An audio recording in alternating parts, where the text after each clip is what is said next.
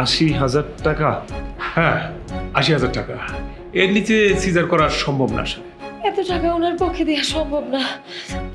মজনু চলো আমরা বাড়ি জায়গা, যা হইব ভালো হইব, আল্লাহ দেখবো, চলো আল্লাহ ভরসা। দেখুন, মা এবং বাচ্চা দুজনেরই কন্ডিশন ভীষণ খারাপ। আগামী ২৪ ঘন্টার মধ্যে যদি সিজার না করেন তাহলে কাউকে বাঁচানো সম্ভব হবে না। ২৪ ঘন্টা? জি, মাত্র ২৪ ঘন্টা। বাচ্চার কন্ডিশন বললাম না, ভীষণ খারাপ। এখন আপনারা ডিসিশন নেন কি করবেন। ডাক্তার, আমি রাজি, আপনি সিজারের ব্যবস্থা করেন। টাকা যে করেই হোক আমি ব্যবস্থা করতেছি ডাক্তার। ওই সিজারের অটিতে নেওয়ার আগে কমপক্ষে আপনাকে 30% টাকা কাউন্টারে জমা দিতে হবে।